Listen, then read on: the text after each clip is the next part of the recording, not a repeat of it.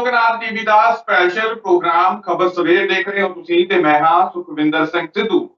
Programme ਦੇ ਵਿੱਚ ਲੈ ਕੇ ਹਾਜ਼ਰ ਹਾਂ ਪੰਜਾਬ ਦੀ ਸਿਆਸਤ ਤੇ ਆਮ ਵਰਗ ਦੇ ਨਾਲ ਜੁੜੀਆਂ ਕੁਝ ਵੱਡੀਆਂ ਤੇ ਅਹਿਮ ਖਬਰਾਂ। ਪ੍ਰੋਗਰਾਮ ਦੇ ਵਿੱਚ ਅੱਜ ਕਿਸਾਨ ਅੰਦੋਲਨ ਨੂੰ ਲੈ ਕੇ ਕਰਾਂਗੇ। ਅੱਜ ਵੱਡਾ ਦਿਨ ਹੈ ਕਿਉਂਕਿ ਕਰਨਾਲ ਦੇ ਵਿੱਚ ਕਿਸਾਨਾਂ ਦੀ ਕਿਸਾਨ ਮਹਾ ਪੰਚਾਇਤ ਜਿਹੜੀ ਹੋਣ ਜਾ ਰਹੀ ਹੈ। ਜਿਵੇਂ ਅਸੀਂ ਤੁਹਾਨੂੰ ਜਿਹੜਾ ਕੱਲ ਦੱਸਿਆ ਸੀਗਾ ਕਿ ਕਰਨਾਲ ਦੇ ਵਿੱਚ ਜਿਹੜੀ ਮਹਾ ਪੰਚਾਇਤ ਹੋਣ ਜਾ ਰਹੀ ਹੈ ਉਹਨੂੰ ਰੋਕਣ ਦੇ ਲਈ ਕਰਨਾਲ ਪ੍ਰਸ਼ਾਸਨ ਹਰਿਆਣਾ ਸਰਕਾਰ ਜਿਹੜੀ ਪੱਬਾਂ ਭਾਰ ਹੋਈ ਹੈ ਉਹਨੂੰ ਰੋਕਣ ਦੇ ਲਈ ਕਈ ਤਰੀਕੇ ਦੇ ਹੀਲੇ ਵਸੀਲੇ ਵਰਤੇ ਗਏ। ਧਾਰਾ 144 ਵੀ ਲਗਾਈ ਗਈ ਸੀਗੀ ਤੇ ਨੈਟ ਵੀ ਬੰਦ ਕਰ ਦਿੱਤਾ ਗਿਆ ਸੀ, SMS ਸੇਵਾਵਾਂ ਵੀ ਬੰਦ ਕਰ ਦਿੱਤੀਆਂ ਗਈਆਂ ਸੀ ਤੇ ਅੱਜ ਉਹ ਮਹਾ ਪੰਚਾਇਤ ਹੋਣੀ ਹੈ। ਕਿਹੋ ਜਿਹੇ ਉੱਥੇ ਹਾਲਾਤ ਬਣੇ ਹੋਏ ਆ, ਕਿਸ ਤਰੀਕੇ ਦੇ ਹਾਲਾਤ ਬਣ ਸਕਦੇ ਆ, ਉਸ ਤੇ ਗੱਲਬਾਤ ਕਰਾਂਗੇ। ਤਾਂ ਉਧਰ ਸੁਪਰੀਮ ਕੋਰਟ ਦੇ ਵੱਲੋਂ ਵੀ ਕਿਸਾਨ ਅੰਦੋਲਨ ਨੂੰ ਹਟਾਉਣ ਨੂੰ ਲੈ ਕੇ ਵੱਡਾ ਝਟਕਾ ਦਿੱਤਾ ਗਿਆ। ਕਿਸ ਨੂੰ ਇਹ ਵੱਡਾ ਝਟਕਾ, ਕਿਸ ਤਰੀਕੇ ਦਾ ਫੈਸਲਾ ਹੈ ਸੁਪਰੀਮ ਕੋਰਟ ਦਾ, ਇਹਨਾਂ ਖਬਰਾਂ ਤੇ ਕਰਾਂਗੇ ਵਿਸਤਾਰਪੂਰਵਕ ਚਰਚਾ। ਤੇ ਚਰਚਾ ਦੇ ਲਈ ਮੇਰੇ ਨਾਲ ਜੁੜੇ ਹੋਏ ਨੇ ਪ੍ਰੋਫੈਸਰ ਭੀਮਿੰਦਰ ਸਿੰਘ ਜੀ। ਸਭ ਤੋਂ ਪਹਿਲਾਂ ਸਵਾਗਤ ਕਰਾਂਗੇ, ਫਿਰ ਪ੍ਰੋਗਰਾਮ ਦੀ ਸ਼ੁਰੂਆਤ ਕਰਾਂਗੇ। ਸਰ ਸਵਾਗਤ ਹੈ ਜੀ ਪ੍ਰੋਗਰਾਮ। ਬਹੁਤ ਬਹੁਤ ਸ਼ੁਕਰੀਆ, ਮਿਹਰਬਾਨੀ, ਧੰਨਵਾਦ ਸੁਖਿੰਦਰ ਜੀ। ਤਾਂ ਸਭ ਤੋਂ ਪਹਿਲਾਂ ਆਪਾਂ ਸੁਪਰੀਮ ਕੋਰਟ ਦੇ ਫੈਸਲੇ ਵਾਲੀ ਖਬਰ ਤੇ ਝਾਤ ਮਾਰ ਲਈਏ। ਕਹਿੰਦੇ ਕਿ ਸੁਪਰੀਮ ਕੋਰਟ ਨੇ ਦੇ ਵਿੱਚ ਜਿਹੜਾ ਹੈਗਾ ਸੋਨੀਪਤ ਤੋਂ ਕੁਝ ਲੋਕਾਂ ਦੇ ਵੱਲੋਂ ਇੱਕ ਪਟੀਸ਼ਨ ਪਾਈ ਗਈ ਸੀ ਕਿ ਕਿਸਾਨ ਅੰਦੋਲਨ ਨੂੰ ਹਟਾਇਆ ਜਾਵੇ, ਉੱਥੋਂ ਦੇ ਜਿਹੜੇ ਦਿੱਲੀ ਨੂੰ ਤੇ ਹਰਿਆਣੇ ਨੂੰ ਜੋੜਦੀਆਂ ਜਿਹੜੀਆਂ ਸੜਕਾਂ ਨੇ ਉਹਨਾਂ ਨੂੰ ਖੁਲਵਾਇਆ ਜਾਵੇ, ਅਸੀਂ ਬੜੇ ਜਿਹੜੇ ਆ ਤੰਗ ਪਰੇਸ਼ਾਨ। ਤੇ ਉਧਰੋਂ ਸੁਪਰੀਮ ਕੋਰਟ ਨੇ ਕਹਿੰਦੇ ਝਾੜ ਪਾ ਕੇ ਉਹਨਾਂ ਦੀ ਪਟੀਸ਼ਨ ਜਿਹੜੀ ਵਾਪਸ ਕਰ ਦਿੱਤੀ ਹੈ ਤੇ ਸੁਣਵਾਈ ਕਰਨ ਤੋਂ ਜਿਹੜਾ ਇਨਕਾਰ ਕਰ ਦਿੱਤਾ। ਮੈਂ ਆਪਣੇ ਦਰਸ਼ਕਾਂ ਨੂੰ ਦੱਸਣ ਦੇ ਵਾਸਤੇ ਮੈਂ ਚਾਹੁੰਦਾ ਕਿ ਤੁਸੀਂ ਜਿਹੜਾ ਇਸ ਪੂਰੇ ਮਾਮਲੇ ਦੇ ਉੱਪਰ ਜਿਹੜਾ ਚਾਨਣਾ ਪਾ ਕੇ ਵਿਸਥਾਰਪੂਰਵਕ ਦੱਸੋ ਕਿ ਮਾਮਲਾ ਹੈ ਕੀ ਸੀ ਤੇ ਸੁਪਰੀਮ ਕੋਰਟ ਨੇ ਇਸ ਤੋਂ ਇਲਾਵਾ ਕੀ ਹਦਾਇਤਾਂ ਕੀਤੀਆਂ। ਸੁਖਵਿੰਦਰ ਜੀ ਦੇਖੋ, ਇਹ ਮੈਨੂੰ ਲੱਗਦਾ ਹੈ ਕਿ ਸੁਪਰੀਮ ਕੋਰਟ ਵੱਲੋਂ ਜਿਹੜੀ ਹਦਾਇਤਾਂ ਜਾਰੀ ਹੋਈਆਂ ਨੇ ਉਹਦੇ ਨਾਲ ਕਿਸਾਨ ਮੋਰਚੇ ਨੂੰ ਬਹੁਤ ਬਲ ਮਿਲਿਆ ਔਰ ਉਹਦੇ ਵਿੱਚ ਸੁਪਰੀਮ ਕੋਰਟ ਜਾਂ ਆਪਾਂ ਕਾਨੂੰਨ ਵਿਵਸਥਾ ਬਾਰੇ ਉਹਦੇ ਵਿੱਚ ਵਿਸ਼ਵਾਸ ਪੈਦਾ ਜ਼ਰੂਰ ਹੋਇਆ। ਔਰ ਸੁਪਰੀਮ ਕੋਰਟ ਨੇ ਇਹੀ ਗੱਲ ਕਹੀ ਹੈ ਪਟੀਸ਼ਨ ਕਰਤਾਵਾਂ ਨੂੰ, ਜਿਹੜੇ ਲੋਕਾਂ ਨੇ ਪਟੀਸ਼ਨਾਂ ਪਾਈਆਂ ਸੀਗੀਆਂ, ਉਹਨਾਂ ਨੇ ਕਿਹਾ ਕਿ ਆਪਣੀਆਂ ਪਟੀਸ਼ਨਾਂ ਜਾਂ ਤਾਂ ਵਾਪਸ ਲੈ ਲਓ ਜਾਂ ਫਿਰ ਅਸੀਂ ਇਹਨਾਂ ਨੂੰ ਰੱਦ ਕਰਾਂਗੇ। ਉਹਦਾ ਕਾਰਨ ਉਹਨਾਂ ਨੇ ਇਹੀ ਦੱਸਿਆ ਕਿ ਭਾਈ ਤੁਸੀਂ ਥਰੂ ਪ੍ਰੋਪਰ ਚੈਨਲ ਆਓ। ਪ੍ਰੋਪਰ ਚੈਨਲ ਦਾ ਮਤਲਬ ਹੈ ਕਿ ਪਹਿਲਾਂ ਤੁਸੀਂ ਹਾਈ ਕੋਰਟ ਦੇ ਵਿੱਚ ਆਪਣੀਆਂ ਪਟੀਸ਼ਨਾਂ ਪਾਓ ਔਰ ਹਾਈ ਕੋਰਟ ਦੇ ਉੱਤੇ ਪ੍ਰੈਸ਼ਰ ਬਣਾਓ। ਪਹਿਲਾਂ ਜੇ ਹਾਈ ਕੋਰਟ ਕੋਈ ਫੈਸਲਾ ਕਰਦੀ ਹੈ ਤਾਂ ਉਸ ਆਧਾਰ ਦੇ ਉੱਤੇ ਸੁਪਰੀਮ ਕੋਰਟ ਦਾ ਬਾਅਦ ਦੇ ਵਿੱਚ ਜਾਣਾ ਹੁੰਦਾ ਹੈ। ਸੋ ਕਹਿਣ ਦਾ ਮਤਲਬ ਇਹੀ ਹੈ ਕਿ ਸੁਪਰੀਮ ਕੋਰਟ ਨੇ ਇਹੀ ਕਿਹਾ ਕਿ ਤੁਸੀਂ ਜੇਕਰ ਪਟੀਸ਼ਨਾਂ ਆਪਣੀਆਂ ਪਾਉਣੀਆਂ ਨੇ ਤੁਹਾਨੂੰ ਪਹਿਲਾਂ ਚੰਡੀਗੜ੍ਹ ਦੇ ਵਿੱਚ ਹਾਈ ਕੋਰਟ ਦੇ ਵਿੱਚ ਜਾਣਾ ਹੋਏਗਾ ਔਰ ਹਾਈ ਕੋਰਟ ਦੇ ਵਿੱਚ ਆਪਣੀ ਸਮੱਸਿਆਵਾਂ ਨੂੰ ਰੱਖਣਾ ਹੋਏਗਾ ਔਰ ਉਸ ਤੋਂ ਬਾਅਦ ਜੇ ਕੋਈ ਗਲਤ ਫੈਸਲਾ ਆਉਂਦਾ ਹੈ ਫਿਰ ਤੁਸੀਂ ਸੁਪਰੀਮ ਕੋਰਟ 'ਚ ਆਪਣੀ ਪਟੀਸ਼ਨ ਜਿਹੜੀ ਹੈਗੀ ਹੈ ਲਾ ਸਕਦੇ ਹੋ, ਫਿਰ ਤੁਸੀਂ ਸਾਡੇ ਕੋਲ ਪੇਸ਼ ਹੋ ਸਕਦੇ ਹੋ। ਪਰ ਉਸ ਤੋਂ ਪਹਿਲਾਂ ਅਸੀਂ ਜਿਹੜਾ ਹੈਗਾ ਇਹਨਾਂ ਪਟੀਸ਼ਨਾਂ ਦੇ ਉੱਤੇ ਕੋਈ ਕਾਰਵਾਈ ਨਹੀਂ ਕਰਾਂਗੇ। ਸੋ ਮੈਨੂੰ ਲੱਗਦਾ ਹੈ ਕਿ ਬਹੁਤ ਵੱਡੀ ਰਾਹਤ ਕਿਸਾਨ ਮੋਰਚੇ ਨੂੰ ਮਿਲੀ ਹੈ ਔਰ ਜਿਹੜੀਆਂ ਸੰਭਾਵਨਾਵਾਂ ਇਹੀ ਲਾਈਆਂ ਜਾ ਰਹੀਆਂ ਸੀ ਪਹਿਲਾਂ ਕਿ ਸ਼ਾਇਦ ਸੁਪਰੀਮ ਕੋਰਟ ਇਹਦੇ ਵਿੱਚ ਕੋਈ ਇਦਾਂ ਦਾ ਫੈਸਲਾ ਨਾ ਲੈ ਲਵੇ ਜਿਹਦੇ ਨਾਲ ਕਿਸਾਨ ਮੋਰਚੇ ਨੂੰ ਕੋਈ ਜਿਹੜਾ ਹੈਗਾ ਨੁਕਸਾਨ ਉਠਾਉਣਾ ਪਵੇ। ਪਰ ਆਪਾਂ ਵੇਖ ਰਹੇ ਹਾਂ ਕਿ ਜਿਉਂ-ਜਿਉਂ ਸਮਾਂ ਵੱਧਦਾ ਜਾ ਰਿਹਾ ਹੈ ਔਰ ਲਗਭਗ 9 ਮਹੀਨਿਆਂ ਤੋਂ ਉੱਤੇ ਸਮਾਂ ਹੋ ਗਿਆ ਕਿਸਾਨਾਂ ਨੂੰ ਦਿੱਲੀ ਦੇ ਬਾਰਡਰਾਂ ਦੇ ਉੱਤੇ ਬੈਠਿਆਂ, ਤਿਉਂ-ਤਿਉਂ ਇਹ ਮੋਰਚਾ ਜਿਹੜਾ ਹੈਗਾ ਹੋਰ ਅੱਗੇ ਵੱਧ ਰਿਹਾ ਹੈ, ਹੋਰ ਬਾਕੀ ਸੂਬਿਆਂ ਦੇ ਵਿੱਚ ਜਾ ਰਿਹਾ ਹੈ। ਬਹੁਤ ਸਾਰੇ ਲੋਕ ਜਿਹੜੇ ਪਹਿਲਾਂ ਨਿਰਾਸ਼ ਸੀਗੇ ਜਾਂ ਪਹਿਲਾਂ ਥੋੜੇ ਜਿਹੇ ਪਿੱਛੇ ਹਟ ਰਹੇ ਸੀਗੇ ਉਹ ਵੀ ਅੱਗੇ ਆ ਰਹੇ ਨੇ। ਤੁਸੀਂ ਹਰਿਆਣੇ ਦੇ ਵਿੱਚ ਦੇਖੋਗੇ, ਤੁਸੀਂ ਯੂਪੀ ਦੇ ਵਿੱਚ ਆਪਾਂ ਦੇਖਿਆ ਹੀ ਹੈ ਕਿ ਜਿਹੜੀ ਮਹਾ ਪੰਚਾਇਤ ਹੋਈ ਹੈ ਲੋਕਾਂ ਦੀ ਇਹਨਾਂ ਦੇ ਵੱਲੋਂ ਗੱਲ ਕੀਤੀ ਗਈ ਹੈ। ਸੋਨੀਪਤ ਦੀ ਜੇ ਮੈਂ ਤੁਹਾਨੂੰ ਗੱਲ ਸੁਣਾਵਾਂ ਆਪਣਾ ਪਰਸਨਲੀ ਜੇਕਰ ਐਕਸਪੀਰੀਅੰਸ ਦੱਸਾਂ ਤਾਂ ਮੈਂ ਜਦੋਂ ਕਿਸਾਨ ਅੰਦੋਲਨ ਉੱਥੇ ਕਵਰ ਕਰਨ ਵਾਸਤੇ ਗਿਆ ਸੀ ਤਾਂ ਮੇਰੀ ਟੀਮ ਵੀ ਉੱਥੇ ਸਾਡੇ ਨਾਲ ਸੀ, 4-5 ਜਣੇ ਸੀ। ਤਾਂ ਉੱਥੇ ਰਹਿਣ ਵਾਸਤੇ ਜਦੋਂ ਅਸੀਂ ਦੇਖ ਰਹੇ ਸੀ ਤਾਂ ਸੋਨੀਪਤ ਦੇ 2 ਨੌਜਵਾਨਾਂ ਦੀ ਜੇ ਮੈਂ ਗੱਲ ਕਰਾਂ ਬੜੇ ਵਧੀਆ ਸਕੂਲ ਸਾਡੇ ਮਿੱਤਰ ਬਣ ਗਏ ਨੇ। ਉਹ ਰਾਜ ਕੁਮਾਰ ਸੀ ਉੱਥੋਂ ਦੇ ਚੇਅਰਮੈਨ ਸੀ ਇੱਕ, ਤੇ ਉੱਥੋਂ ਦੇ ਸੁਮਿਤ ਜੀ ਸੀਗੇ। ਉਹਨਾਂ ਨੇ ਬੜਾ ਸਾਨੂੰ ਸਪੋਰਟ ਕੀਤਾ।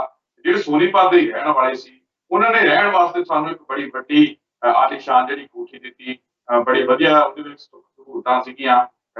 ਇੱਥੋਂ ਤੱਕ ਕਿ ਰਾਸ਼ਨ ਵੀ ਉਹਨਾਂ ਨੇ ਜਿਹੜਾ ਸਾਨੂੰ ਆਪਣੇ ਕੋਲੋਂ ਦਿੱਤਾ, ਯਾਨੀ ਕਿ ਅਸੀਂ 1.5 ਮਹੀਨਾ ਤਕਰੀਬਨ ਉੱਥੇ ਰਹੇ ਹਾਂ। 1.5 ਮਹੀਨਾ ਉਹਨਾਂ ਨੇ ਪੂਰੀਆਂ ਸਾਨੂੰ ਸਹੂਲਤਾਂ ਜਿਹੜੀਆਂ ਘਰ ਦੇ ਵਿੱਚ ਸਾਨੂੰ ਮਿਲਦੀਆਂ ਨੇ, ਗਰਮ ਪਾਣੀ ਤੋਂ ਲੈ ਕੇ, ਕਿਉਂਕਿ ਉਦੋਂ ਸਿਆਲ ਦਾ ਜਿਹੜਾ ਵਕਤ ਸੀਗਾ, ਗਰਮ ਪਾਣੀ ਤੋਂ ਲੈ ਕੇ ਰੋਟੀ ਪਾਣੀ ਤੱਕ, ਉੱਥੇ ਅੰਦੋਲਨ ਤੇ ਆਉਣ ਜਾਣ ਤੱਕ ਜਿਹੜੀ ਇੱਕ ਚੀਜ਼ ਜਿਹੜੀ ਉਹਨਾਂ ਨੇ ਸਾਨੂੰ 1.5 ਮਹੀਨਾ ਪੂਰਾ ਮੁਹੱਈਆ ਕਰਵਾਈਆਂ, ਜਿਹੜੀ ਬੜੇ ਵਧੀਆ ਤਰੀਕੇ ਦੇ ਨਾਲ ਸਾਡਾ ਸਾਥ ਦਿੱਤਾ। ਔਰ ਜਿਵੇਂ ਉਹਨਾਂ ਦੀ ਗੱਲ ਕਰਾਂ, ਉਹ ਵੀ ਅੰਦਰਲੀ ਜਿਹੜੇ ਜੁੜੇ ਹੋਏ ਸੀਗੇ, ਹਾਲਾਂਕਿ ਹੈ ਉਹ ਵੀ ਕਾਰੋਬਾਰੀ ਸੀਗੇ, ਅੰਦਰੋਂ ਉਹ ਵੀ ਕਿਸਾਨ ਅੰਦੋਲਨ ਦੇ ਨਾਲ ਜੁੜੇ ਹੋਏ ਸੀ, ਉਹ ਵੀ ਚਾਹੁੰਦੇ ਸੀਗੇ ਕਿ ਕਿਸਾਨ ਅੰਦੋਲਨ ਜਿਹੜਾ ਜਿੱਤੇ। ਸਾਡੀ ਤੇ ਉਹਨਾਂ ਨੇ ਬੜੀ ਵਧੀਆ ਤਰੀਕੇ ਦੇ ਨਾਲ ਸੇਵਾ ਕੀਤੀ, ਬੜਾ ਵਧੀਆ ਤਰੀਕੇ ਨਾਲ ਸਾਡਾ ਸਾਥ ਦਿੱਤਾ। ਜਿਹੜੀ ਸਾਨੂੰ ਅਜਿਹਾ ਮਹਿਸੂਸ ਹੀ ਨਾ ਹੋਇਆ ਕਿ ਅਸੀਂ ਘਰ ਤੋਂ ਬਾਹਰ ਰਹਿ ਰਹੇ ਹਾਂ। ਸ਼ਾਇਦ ਜੇ ਉੱਥੇ ਅਸੀਂ ਨਾ ਠਹਿਰਦੇ ਤਾਂ ਹੋ ਸਕਦਾ ਸੀ ਕਿ ਹਫ਼ਤੇ ਦੇ ਵਿੱਚ ਜਾਂ 10 ਦਿਨਾਂ ਦੇ ਵਿੱਚ ਅਸੀਂ ਵਾਪਸ ਆ ਜਾ ਸਕਦੇ ਸੀਗੇ, ਮਤਲਬ ਵਾਪਸ ਆ ਗਏ ਫਿਰ ਚਲੇ ਗਏ, ਵਾਪਸ ਆ ਗਏ ਫਿਰ ਚਲੇ ਗਏ, ਏਦਾਂ ਹੋ ਸਕਦਾ ਸੀ। ਪਰ ਉਹਨਾਂ ਨੇ ਸਾਨੂੰ ਉੱਥੇ ਮਾਹੌਲ ਹੀ ਇੰਨਾ ਵਧੀਆ ਦਿੱਤਾ, ਰਹਿਣ ਵਾਸਤੇ ਵੀ ਇੰਨਾ ਵਧੀਆ ਦਿੱਤਾ, ਸੁੱਖ ਸਹੂਲਤਾਵਾਂ ਵੀ ਇੰਨੀਆਂ ਵਧੀਆ ਦਿੱਤੀਆਂ ਘਰ ਵਰਗੀਆਂ ਕਿ ਸਾਨੂੰ ਵਾਪਸ ਆਉਣ ਦੀ ਲੋੜ ਹੀ ਨਹੀਂ ਪਈ। ਅਸੀਂ ਸੋਚਿਆ ਕਿ ਹੁਣ ਇੱਥੇ ਰਹਿ ਗਏ, ਇੱਥੋਂ ਤੱਕ ਕਿ ਅਸੀਂ ਜਿਹੜਾ ਹੈਗਾ ਉੱਥੇ ਕੰਪਿਊਟਰ ਵਗੈਰਾ ਵੀ ਲੈ ਕੇ ਗਏ ਸੀ, ਆਪਣਾ ਐਡੀਟਰ ਵਗੈਰਾ ਵੀ ਉੱਥੇ ਲੈ ਕੇ ਗਏ ਸੀ, ਤੱਕ ਨੈਟ ਵੀ ਲਵਾ ਕੇ ਦਿੱਤਾ ਉਹਨਾਂ ਨੇ। ਕਹਿੰਦੇ ਕਿ ਤੁਹਾਨੂੰ ਫੀਡ ਭੇਜਣ ਦੀ ਜਿਹੜੀ ਦਿੱਕਤ ਆ ਰਹੀ ਹੈ ਆਪਣੇ ਆਫਿਸ ਦੇ ਵਿੱਚ ਭੇਜਣ ਵਾਸਤੇ, ਉਹ ਵੀ ਤੁਹਾਨੂੰ ਦਿੱਕਤ ਨਾ ਆਵੇ, ਤੁਸੀਂ ਇੱਥੇ ਬੈਠ ਕੇ ਐਡਿਟ ਕਰ ਸਕਦੇ ਹੋ। ਉਹਨਾਂ ਨੇ ਉਸੇ ਕੋਠੀ ਦੇ ਵਿੱਚ ਉਸੇ ਦਿਨ ਹੀ ਸਾਨੂੰ ਨੈਟ ਵੀ ਲਵਾ ਕੇ ਦਿੱਤਾ। ਯਾਨੀ ਕਿ ਮੇਰੇ ਕਹਿਣ ਦਾ ਭਾਵ ਇਹ ਹੈ ਕਿ ਸੋਨੀਪਤ ਦੇ ਲੋਕਾਂ ਦੀ ਮੈਂ ਗੱਲ ਦੱਸ ਰਿਹਾ, ਕਾਰੋਬਾਰੀਆਂ ਦੀ ਮੈਂ ਗੱਲ ਦੱਸ ਰਿਹਾ, ਉਹ ਲੋਕ ਤਾਂ ਬੜੇ ਸਪੋਰਟਿਵ ਨੇ। ਤੇ ਫਿਰ ਇਹ ਕਿਹੜੇ ਲੋਕ ਆ ਜਿਹੜੇ ਵਿਰੋਧ ਕਰ ਰਹੇ ਆ? ਯਾਨੀ ਕਿ ਹੋ ਸਕਦਾ ਕਿ ਇਹ ਬੀਜੇਪੀ ਦੇ ਆਪਣੇ ਹੀ ਲੋਕ ਹੋਣ। ਬਿਲਕੁਲ ਬਿਲਕੁਲ, ਤੁਸੀਂ ਦੇਖਿਆ ਹੋਵੇਗਾ ਕਿ ਪਹਿਲੀ ਵਾਰ ਨਹੀਂ ਹੈ ਕਿ ਬੀਜੇਪੀ ਵਾਲੇ ਆਪਣੇ ਬੰਦਿਆਂ ਤੋਂ, ਆਪਣੇ ਜਿਹੜੇ ਉਹਨਾਂ ਦੇ ਨੁਮਾਇੰਦੇ ਨੇ ਜਾਂ ਉਹਨਾਂ ਦੇ ਹੋਰ ਜਿਹੜੇ ਕਾਰਕੁਨ ਨੇ, ਉਹਨਾਂ ਤੋਂ ਪਟੀਸ਼ਨਾਂ ਪਵਾ ਰਹੇ ਨੇ। ਇਸ ਤੋਂ ਵੀ ਪਹਿਲਾਂ ਤੁਸੀਂ ਦੇਖਿਆ ਹੋਵੇਗਾ ਕਿ ਜਦੋਂ ਪਿੰਡਾਂ ਦੇ ਲੋਕ ਜਦੋਂ ਇਹ ਚਾਹ ਰਹੇ ਸੀਗੇ ਕਿ ਇਹ ਜਿਹੜੇ ਕਿਸਾਨ ਨੇ ਇੱਥੇ ਬੈਠਣ, ਤਾਂ ਉਹਨਾਂ ਨੇ ਲਿਆ ਕੇ ਆਪਣੇ ਬੰਦਿਆਂ ਨੂੰ ਉੱਥੋਂ ਉਠਾਉਣ ਦੀ ਕੋਸ਼ਿਸ਼ ਕੀਤੀ ਸੀ ਕਿਸਾਨਾਂ ਨੂੰ। ਸੋ ਉਸ ਵੇਲੇ ਵੀ ਜਿਹੜਾ ਹੈਗਾ ਬੜਾ ਮੁੱਦਾ ਭਖਿਆ ਸੀਗਾ। ਸੋ ਕਹਿਣ ਤੋਂ ਮਤਲਬ ਇਹੀ ਹੈ ਕਿ ਲਗਾਤਾਰ ਕੋਸ਼ਿਸ਼ ਇਹੀ ਹੁੰਦੀ ਹੈ ਬੀਜੇਪੀ ਵਾਲਿਆਂ ਦੀ ਕਿ ਇਸ ਕਿਸਾਨ ਅੰਦੋਲਨ ਨੂੰ ਕਿਵੇਂ ਨਾ ਕਿਵੇਂ ਬਦਨਾਮ ਕੀਤਾ ਜਾਏ ਔਰ ਇਹਨਾਂ ਨੂੰ ਜਿਹੜਾ ਹੈਗਾ ਲੈਟ ਡਾਊਨ ਕੀਤਾ ਜਾਏ ਔਰ ਕਿਸਾਨਾਂ ਨੂੰ ਇੱਥੋਂ ਉੱਠਣ ਦੇ ਲਈ ਮਜਬੂਰ ਕੀਤਾ ਜਾਏ। ਇੱਥੋਂ ਤੱਕ ਕਿ ਜਿਹੜੀ ਮੁਜ਼ੱਫਰਨਗਰ ਦੀ ਰੈਲੀ ਸੀਗੀ, ਉਹਦੇ ਵਿੱਚ ਵੀ ਤੁਸੀਂ ਦੇਖਿਆ ਹੋਵੇਗਾ ਕਿ ਕਿਵੇਂ ਰਾਕੇਸ਼ ਟਕੈਤ ਹੋਰਾਂ ਨੂੰ ਇੰਟਰਵੀਨ ਕਰਨਾ ਪਿਆ, ਆਪਣਾ ਕਹਿਣਾ ਪਿਆ ਕਿ ਭਾਈ ਜਿਹੜੇ ਤੁਸੀਂ ਆਰਐਸਐਸ ਤੇ ਜਾਂ ਬੀਜੇਪੀ ਵਾਲੇ ਬੰਦੇ ਹੋ, ਤੁਸੀਂ ਇੱਥੋਂ ਭਾਜੋ, ਨਹੀਂ ਤਾਂ ਅਸੀਂ ਤੁਹਾਡੀ ਤਲਾਸ਼ੀ ਲਵਾਂਗੇ। ਔਰ ਇਹ ਬਕਾਇਦਾ ਤੌਰ ਤੇ 150 ਬੰਦੇ ਉਹਨਾਂ ਨੇ ਉਸ ਦਿਨ ਵੀ ਛੱਡੇ ਹੋਏ ਸੀ ਆਪਣੇ ਕਿ ਲਗਾਤਾਰ ਅਸੀਂ ਇਸ ਰੈਲੀ ਨੂੰ ਕਿਵੇਂ ਨਾ ਕਿਵੇਂ ਤਾਰਪੀਡੋ ਕਰੀਏ, ਇਸ ਨੂੰ ਨੁਕਸਾਨ ਪਹੁੰਚਾਉਣ ਦੀ ਕੋਸ਼ਿਸ਼ ਕਰੀਏ। ਸੋ ਕਹਿਣ ਦਾ ਮਤਲਬ ਹੈ ਕਿ ਲਗਾਤਾਰ ਬੀਜੇਪੀ ਵਾਲਿਆਂ ਦੀ ਇਹੀ ਕੋਸ਼ਿਸ਼ ਰਹੀ ਹੈ ਕਿ ਇਸ ਅੰਦੋਲਨ ਨੂੰ ਕਿਵੇਂ ਨਾ ਕਿਵੇਂ ਹਰ ਹਾਲਤ ਦੇ ਵਿੱਚ ਬਦਨਾਮ ਕੀਤਾ ਜਾਏ ਔਰ ਇਸ ਨੂੰ ਪਿੱਛੇ ਧੱਕਣ ਦੀ ਕੋਸ਼ਿਸ਼ ਕੀਤੀ ਜਾਏ। ਕਿਸਾਨ ਲੀਡਰਾਂ ਨੂੰ ਜਿਹੜਾ ਹੈਗਾ ਉਹਨਾਂ ਨੂੰ ਟਾਰਗੇਟ ਕੀਤਾ ਜਾਏ ਔਰ ਲਗਾਤਾਰ ਇਹ ਕੋਸ਼ਿਸ਼ ਜਿਹੜੀ ਹੈਗੀ ਹੈ ਜਾਰੀ ਹੈ। ਔਰ ਜਿਵੇਂ ਆਪਾਂ ਅੱਜ ਦੇਖਾਂਗੇ, ਤੁਸੀਂ ਦੇਖੋਗੇ ਕਿ ਅੱਜ 7 ਤਰੀਕ ਹੈ ਔਰ 7 ਤਰੀਕ ਨੂੰ ਬਹੁਤ ਵੱਡੀ ਮਹਾ ਰੈਲੀ ਕਰਨਾਲ ਦੇ ਵਿੱਚ ਹੋਣੀ ਹੈ। ਸੋ ਉਸ ਨੂੰ ਵੀ ਰੋਕਣ ਦੇ ਲਈ ਬਹੁਤ ਸਾਰੇ ਹੀਲੇ ਵਸੀਲੇ ਕੀਤੇ ਜਾ ਸਕਦੇ ਨੇ।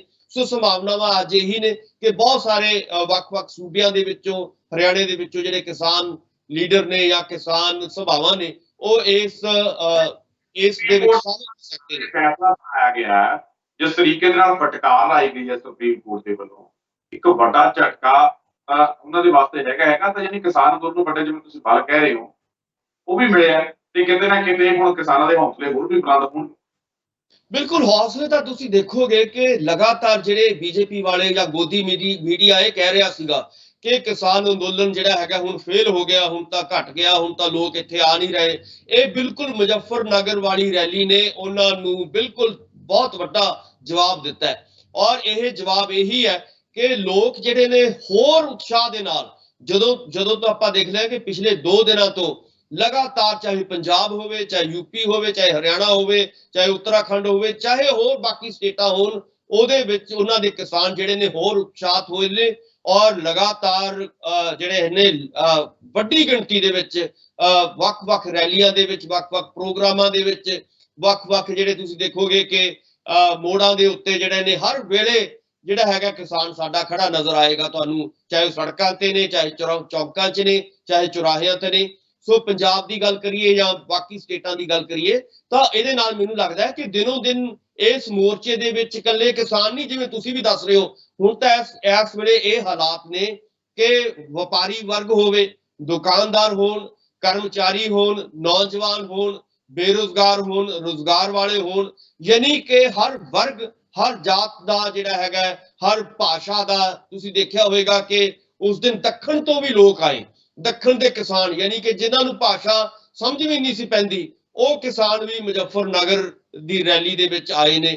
ਸੋ ਮੈਨੂੰ ਲੱਗਦਾ ਹੈ ਕਿ ਹਜ਼ਾਰਾਂ ਮੀਲਾਂ ਤੋਂ ਦੂਰ ਲੋਕ ਇਸ ਵੇਲੇ ਕਿਸਾਨ ਜਿਹੜੇ ਨੇ ਪਹੁੰਚ ਰਹੇ ਨੇ। ਜੀ ਸੁਖਵਿੰਦਰ ਜੀ। ਅੱਜ ਜੇ ਕਰਨਾਲ ਦੇ ਵਿੱਚ ਜਿਹੜੀ ਮਹਾ ਪੰਚਾਇਤ ਹੋਣ ਜਾ ਰਹੀ ਹੈ, ਉਹ ਹੋਣ ਕਿਉਂ ਜਾ ਰਹੀ ਹੈ, ਪਹਿਲਾਂ ਉਹਦੇ ਦੱਸ ਦਈਏ, ਫਿਰ ਹਾਲਾਤ ਜਿਹੜੇ ਹੈ ਉਹ ਆਪਾਂ ਦੱਸ ਦਿੰਦੇ ਹਾਂ। ਜਿਸ ਤਰੀਕੇ ਨਾਲ ਪਿਛਲੇ ਦਿਨੀ ਜਿਹੜਾ ਕਰਨਾਲ ਦੇ ਵਿੱਚ ਲਾਠੀਚਾਰਜ ਹੋਇਆ ਸੀ ਕਿਸਾਨਾਂ ਦੇ ਉੱਪਰ, ਤਾਂ ਉਹਦੇ ਵਿੱਚ ਕੁਝ ਕਿਸਾਨ ਜਿਹੜੇ ਜ਼ਖਮੀ ਹੋ ਗਏ ਸੀ, ਇੱਕ ਕਿਸਾਨ ਜਿਹੜਾ ਸ਼ਹੀਦ ਵੀ ਹੋ ਗਿਆ ਸੀ। ਕਿਸਾਨਾਂ ਦੀ ਮੰਗ ਹੈ ਕਿ ਸ਼ਹੀਦ ਕਿਸਾਨ ਦੇ ਪਰਿਵਾਰ ਨੂੰ 25 ਲੱਖ ਰੁਪਏ ਦਾ ਜਿਹੜਾ ਮੁਆਵਜ਼ਾ ਦਿੱਤਾ ਜਾਣਾ ਚਾਹੀਦਾ। ਤਾਂ ਉਧਰ ਨਾਲ ਉਹਨਾਂ ਦੀ ਇਹ ਵੀ ਮੰਗ ਹੈ ਕਿ ਉਹਦੇ ਇੱਕ ਪਰਿਵਾਰਕ ਮੈਂਬਰ ਨੂੰ ਜਿਹੜਾ ਨੌਕਰੀ ਵੀ ਦੇਣੀ ਚਾਹੀਦੀ ਹੈ, ਤੇ ਉੱਥੇ ਹੀ ਜਿਹੜੇ ਜ਼ਖਮੀ ਕਿਸਾਨ ਨੇ ਉਹਨਾਂ ਨੂੰ 2-2 ਲੱਖ ਰੁਪਏ ਦਾ ਮੁਆਵਜ਼ਾ ਜਿਹੜੀ ਹੈ ਸਰਕਾਰ ਦੇਵੇ। ਪਰ ਸਰਕਾਰ ਦੇ ਕੰਨ ਤੇ ਜੂੰ ਨਹੀਂ ਸਰਕ ਰਹੀ, ਉਹ ਕੁਝ ਵੀ ਦੇਣ ਨੂੰ ਜਿਹੜੀ ਹੈ ਉਹ ਤਿਆਰ ਨਹੀਂ। ਤਾਂ ਉਸ ਦੇ ਵਿਰੋਧ ਦੇ ਵਜੋਂ ਜਿਹੜਾ ਇੱਕ ਅੱਜ ਕਿਸਾਨ ਮਹਾ ਪੰਚਾਇਤ ਹੋਣ ਜਾ ਰਹੀ ਹੈ, ਥੋੜੀ ਦੇਰ ਤੱਕ ਜਿਹੜੀ ਉਹ ਪੰਚਾਇਤ ਜਿਹੜੀ ਸ਼ੁਰੂ ਹੋ ਜਾਵੇਗੀ। ਤਾਂ ਇਹ ਵੀ ਦੱਸ ਦਈਏ ਕਿ ਲੋਕਾਂ ਨੇ ਚਾਲੇ ਵੀ ਪਾ ਦਿੱਤੇ ਆ, ਤਾਂ ਇਸੇ ਕਾਰਨ ਉੱਥੇ ਕਿਸਾਨ ਮਹਾ ਪੰਚਾਇਤ ਹੋ ਰਹੀ ਹੈ। ਕੱਲ ਡਾਕਟਰ ਸਾਹਿਬ ਤੁਸੀਂ ਆਪਾਂ ਦੱਸਿਆ ਵੀ ਸੀਗਾ ਕਿ ਉੱਥੇ ਜਿਹੜੇ ਧਾਰਾ 144 ਦਾ ਗਾ ਦਿੱਤੀ ਗਈ ਹੈ, ਕਿਸਾਨ ਜਿਹੜੇ ਲੀਡਰ ਸੀਗੇ ਹਰਿਆਣੇ ਦੇ, ਉਹਨਾਂ ਦੀਆਂ ਵੀ ਗ੍ਰਿਫਤਾਰੀਆਂ ਸ਼ੁਰੂ ਕਰ ਦਿੱਤੀਆਂ ਗਈਆਂ ਸੀ। ਇੰਟਰਨੈਟ ਸੇਵਾਵਾਂ ਵੀ ਬੰਦ ਕਰ ਦਿੱਤੀਆਂ ਗਈਆਂ ਸੀ, SMS ਸੇਵਾਵਾਂ ਵੀ ਬੰਦ ਕਰ ਦਿੱਤੀਆਂ ਗਈਆਂ ਸੀ। ਪਰ ਅੱਜ ਗੁਰਨਾਮ ਸਿੰਘ ਚਨੂਨੀ ਹੋਣਾ ਦਾ ਹੁਣੇ ਜਿਹੜਾ ਵੱਡਾ ਬਿਆਨ ਹੈ, ਉਹ ਕਹਿੰਦੇ ਨੇ ਕਿ ਭਾਈ ਤੁਸੀਂ ਆਓ, ਹੁਣੇ ਕਹਿੰਦੇ ਪ੍ਰਸ਼ਾਸਨ ਦਾ ਮੈਸੇਜ ਆਇਆ, ਜਿੰਨੇ ਵੀ ਨਾਕੇ ਲੱਗੇ ਸੀ ਉਹ ਪੁਲਿਸ ਸਾਰੇ ਨਾਕੇ ਜਿਹੜੀ ਆ ਖੋਲ ਰਹੀ ਹੈ। ਕਿਸੇ ਵੀ ਨਾਕੇ ਤੇ ਕਿਸਾਨਾਂ ਨੂੰ ਜਿਹੜਾ ਰੋਕਿਆ ਨਹੀਂ ਜਾਊਗਾ। ਜਿੱਥੇ ਮੰਡੀ ਦੇ ਵਿੱਚ ਇਹ ਹੋਣਾ ਸੀ, ਉੱਥੇ ਜਿਹੜਾ ਪ੍ਰਸ਼ਾਸਨ ਦੇ ਵੱਲੋਂ ਸਖਤੀ ਸੀ, ਉੱਥੇ ਵੀ ਸਖਤਾਈ ਜਿਹੜੀ ਆ ਨਹੀਂ ਵਰਤੀ ਜਾ ਰਹੀ। ਕਿਵੇਂ ਜੀ? ਕਿਉਂਕਿ ਕਿਸਾਨਾਂ ਦਾ ਰੋਹ ਦੇਖਦੇ ਆ, ਇਹ ਜਿਹੜੀ ਖੱਟਰ ਸਰਕਾਰ ਜਿਹੜੀ ਬੈਕਫੁੱਟ ਤੇ ਜਾ ਰਹੀ ਹੈ, ਕਿਸਾਨਾਂ ਦੀ ਇੱਕ ਵੱਡੀ ਜਿੱਤ ਦੇ ਰੂਪ ਦੇ ਵਜੋਂ ਦੇਖ ਸਕਦੇ ਹਾਂ।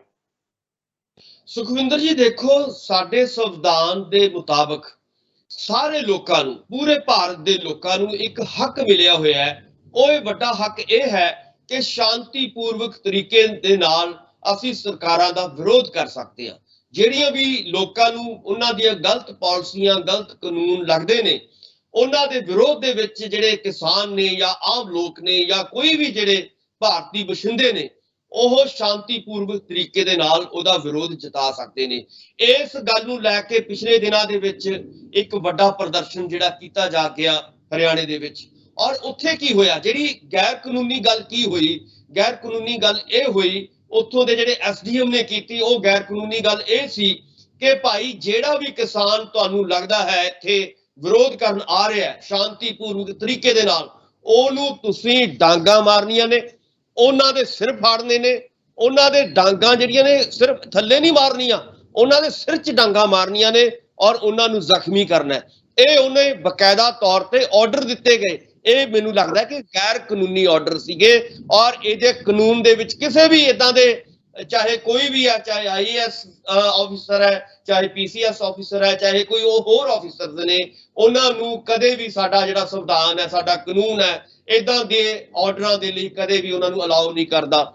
ਸੋ ਇਸ ਕਰਕੇ ਉਸ ਵਿਰੋਧ ਨੂੰ ਲੈ ਕੇ ਜਿਹੜਾ ਹੈਗਾ ਇਹ ਮਸਲਾ ਭਖਿਆ ਔਰ ਉਹਦੇ ਨਾਲ ਕੀ ਹੋਇਆ, ਉਹਦਾ ਨਤੀਜਾ ਕੀ ਨਿਕਲਿਆ ਕਿ ਸਾਡੇ ਅਨੇਕਾਂ ਕਿਸਾਨ ਜਿਹੜੇ ਨੇ ਉਹ ਜ਼ਖਮੀ ਹੋਏ, ਖੂਨੋ ਖੂਨੀ ਹੋਏ ਔਰ ਕਿਸੇ ਦੀਆਂ ਲੱਤਾਂ ਟੁੱਟੀਆਂ, ਕਿਸੇ ਦੀਆਂ ਬਾਹਾਂ ਟੁੱਟੀਆਂ ਗਏ ਔਰ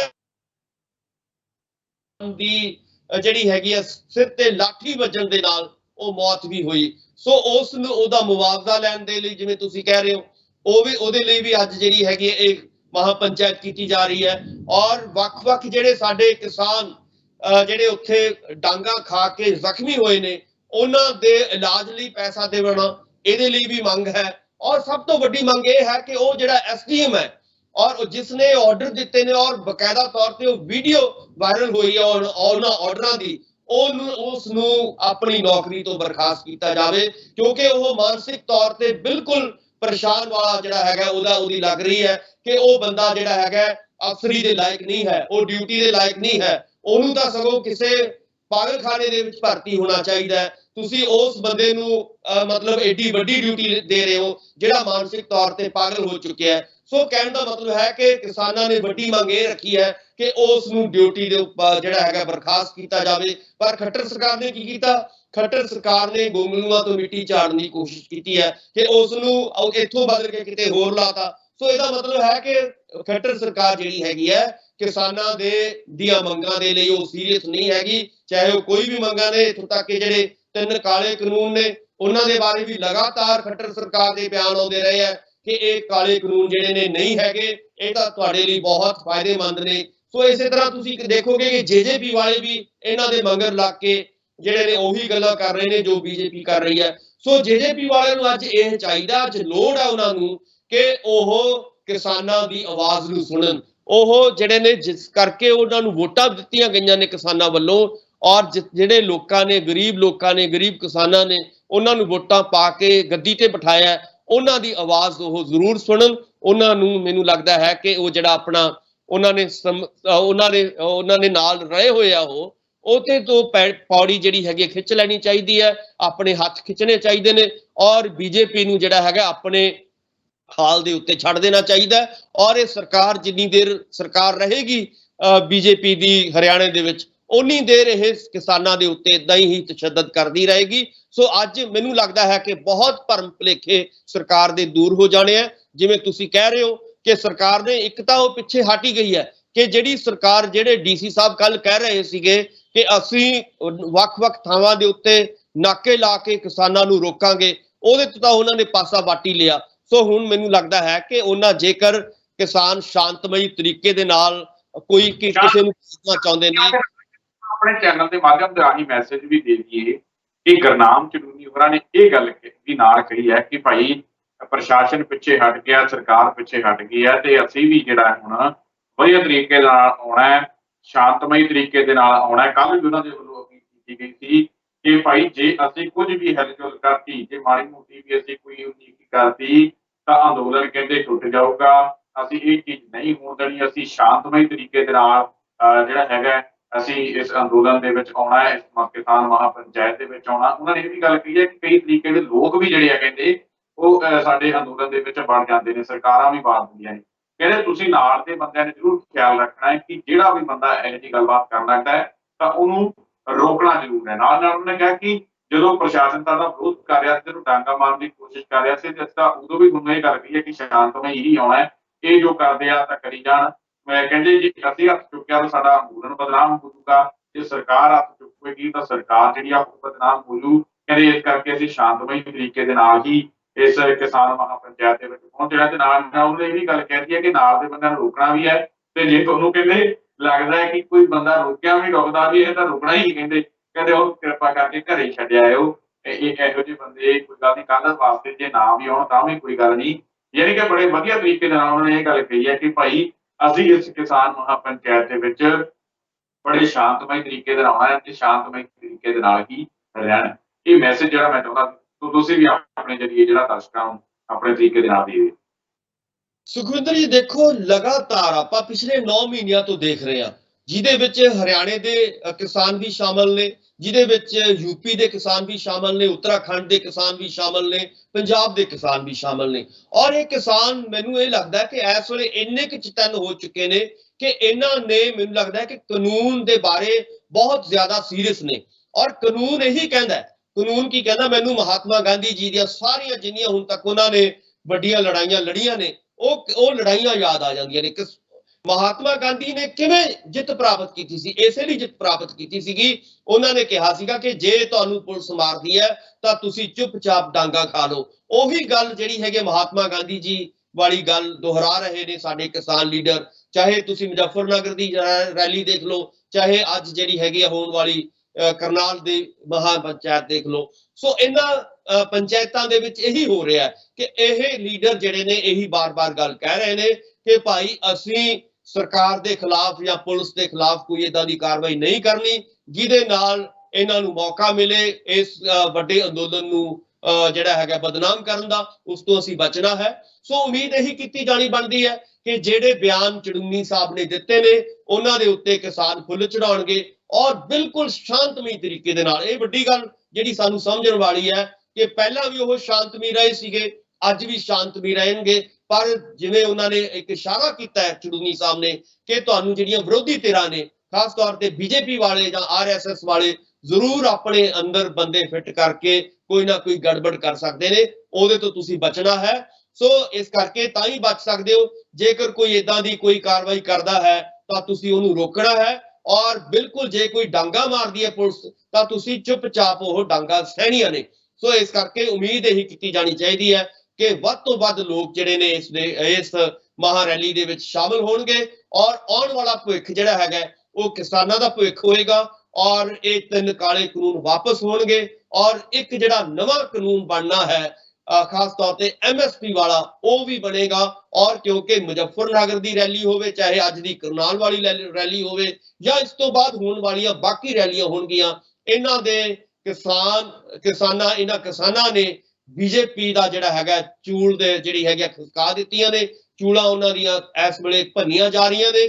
ਸੋ ਵੱਡੇ ਕਿੱਲ ਜਿਹੜੇ ਨੇ ਮੋਦੀ ਦੇ ਸੰਘਰਸ਼ ਦੇ ਵਿੱਚ ਗੱਡੇ ਜਾ ਰਹੇ ਨੇ। ਸੋ ਆਉਣ ਵਾਲੇ ਸਮੇਂ ਦੇ ਵਿੱਚ ਆਪਾਂ ਇਹ ਕਹਿ ਸਕਦੇ ਹਾਂ, ਬਹੁਤ ਜ਼ੋਰ ਨਾਲ ਅੱਜ ਕਹਿਣਾ ਬਣਦਾ ਹੈ ਕਿ ਜਿਹੜੀਆਂ 22 ਦੇ ਵਿੱਚ ਚੋਣਾਂ ਹੋਣੀਆਂ ਨੇ 5 ਸਟੇਟਾਂ ਦੇ ਵਿੱਚ, ਜਿਹਦੇ ਵਿੱਚ ਪੰਜਾਬ ਸ਼ਾਮਲ ਹੈ, ਜਿਹਦੇ ਵਿੱਚ UP ਸ਼ਾਮਲ ਹੈ, ਉੱਤਰਾਖੰਡ ਸ਼ਾਮਲ ਹੈ ਜਾਂ ਹੋਰ ਬਾਕੀ ਸਟੇਟਾਂ ਸ਼ਾਮਲ ਨੇ, ਇਹਨਾਂ ਸਟੇਟਾਂ ਦੇ ਵਿੱਚੋਂ ਬੀਜੇਪੀ ਦਾ ਸਫਾਇਆ ਹੋਏਗਾ।